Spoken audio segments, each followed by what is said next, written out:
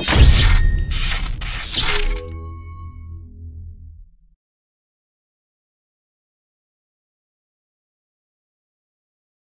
you, everyone, for joining another week of In the Rhythms Lightning Talks. For those of you who do not know me, I am Jen Crawford, and I have the pleasure of co-hosting In Rhythms Lightning Talks.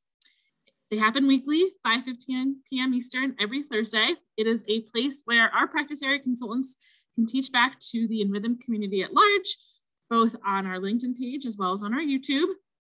This week, I have the pleasure of co-hosting with Kevin Mongiello. He is going to be talking about what is thought leadership. So I'm super excited. And with that being said, I'm going to hand it over to you, Kevin. Awesome. Thank you, Jen. And hello, everyone. I hope you're doing well today, this Thursday, 5:15. So I'm going to be talking, my name is Kevin Mongiello, and I'm going to be talking about what is thought leadership. And I'm going to be doing my very best to try to ring the bell, and you'll find out what that means. So let's get started. Oops. My goal for this talk is to empower you. Number one is to drastically simplify the concept of thought leadership and to encourage and advocate for thought leadership. And I want to go back to point number two, is that I find that the best way to convey information and to really introduce a topic, or even to go deeper into a topic, is to understand it first simply. Let's take a look at some prominent thought leaders to start off. People we all probably know by name. Steve Jobs, Tim Ferriss, Seth Godin, Tony Robbins, Gary Vaynerchuk. That's a nice list of people there, but what do they all have in common? They're all well-versed in an area of expertise, aka a subject matter. They all have strong communication skills. They have the ability to stretch people's thinking. They have the ability to shape people's thinking. They have the ability to draw things out clearly to understand. They can cause people to see things through a brand new lens that they couldn't see through before. And they leave an imprint and they have an impact on people. So you might ask, well, that's great, but what makes them so special? How do they have Steve Jobs? How did he get there? So what makes them so special? And I submit nothing.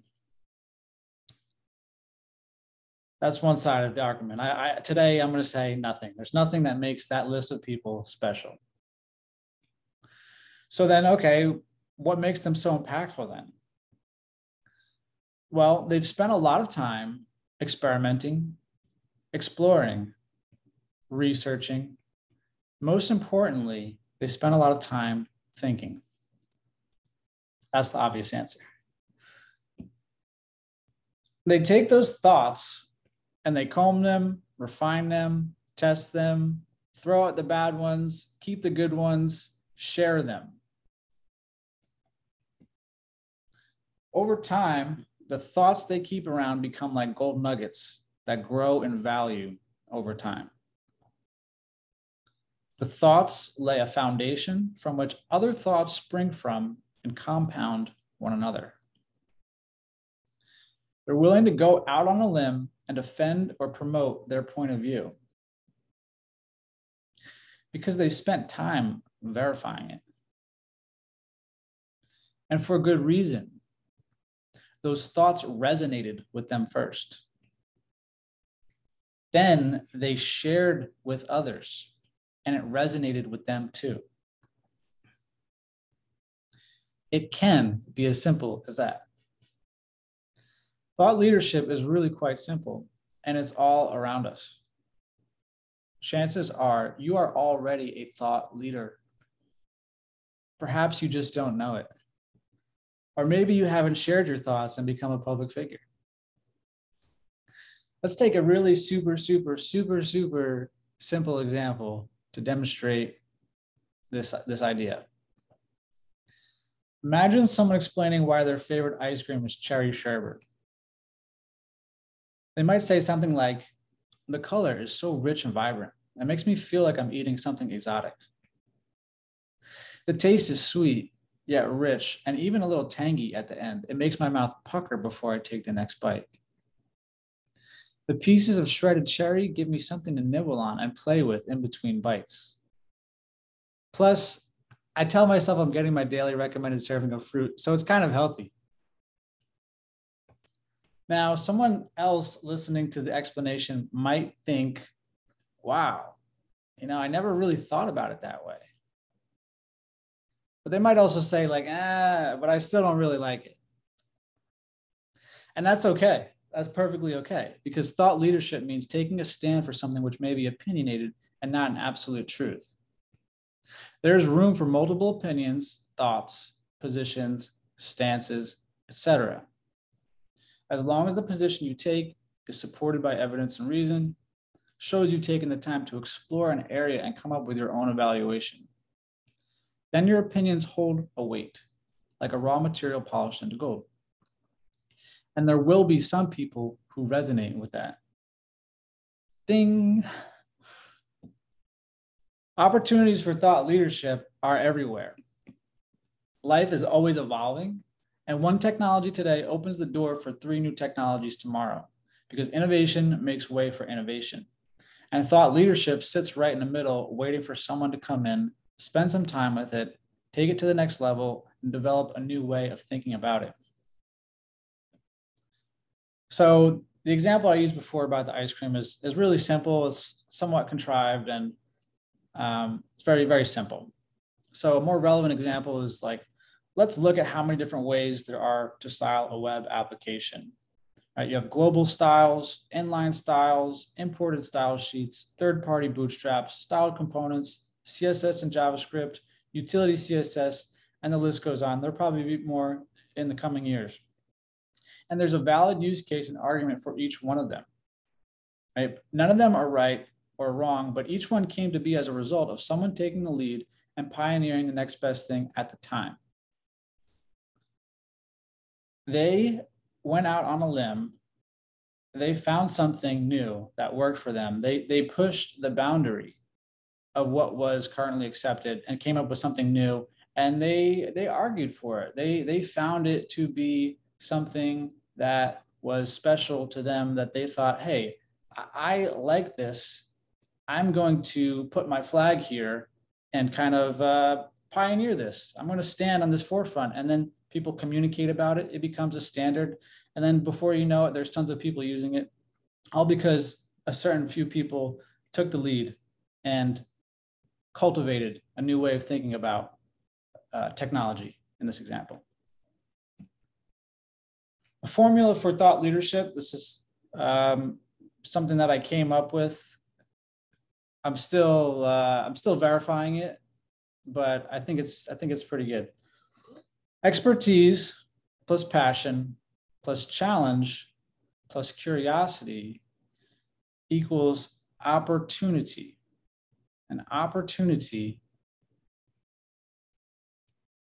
then it's up to you to run with it and explore new territory through thought leadership. So if you have expertise in a subject matter, you know the ins and outs, you know the history, you know what's standard right now. You have a passion, so you're more likely to carefully examine information.